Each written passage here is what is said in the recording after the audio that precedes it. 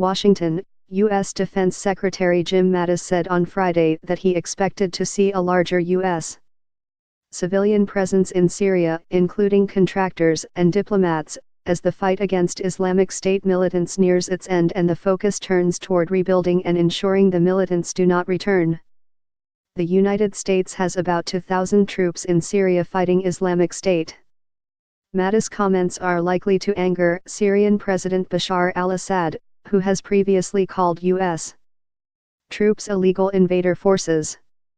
What we will be doing is shifting from what I would call an offensive, shifting from an offensive terrain-seizing approach to a stabilizing. You'll see more U.S. diplomats on the ground, Mattis told reporters. He has previously stated that U.S. forces will stay in Syria as long as Islamic State fighters want to fight and prevent the return of an ISIS 2.0, using an acronym for Islamic State. His comments marked the first time Mattis has indicated there would be an increase of civilians in parts of the country retaken from Islamic State militants. Well, when you bring in more diplomats, they are working that initial restoration of services, they bring in the contractors, that sort of thing, he said. There is international money that has got to be administered, so it actually does something, it doesn't go into the wrong people's pockets, he added. The contractors and diplomats would also face the task of training local forces to clear improvised explosive devices, IEDs, and helping ensure that Islamic State does not retake territory. It is an attempt to move towards the normalcy and that takes a lot of support, said Mattis. It was not clear how many U.S. diplomats would serve in Syria or when.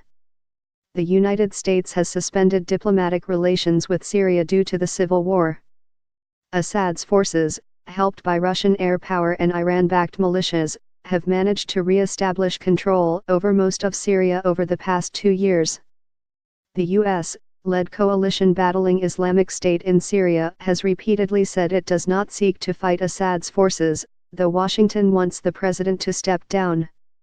When asked whether Syrian government forces could move to disrupt the U.S. plans, Mattis said, that would probably be a mistake. Separately, in a letter to members of the U.S.-led coalition fighting Islamic State, a senior U.S. official said he expected military operations to continue over the first quarter of 2018. The United States is prepared to remain in Syria until we are certain that ISIS is defeated, stabilization efforts can be sustained, and there is meaningful progress in the Geneva-based political process, said Brett McGurk, U.S. Special Envoy to the coalition. Reporting by Idris Ali, editing by Alastair Bell and Matthew Lewis.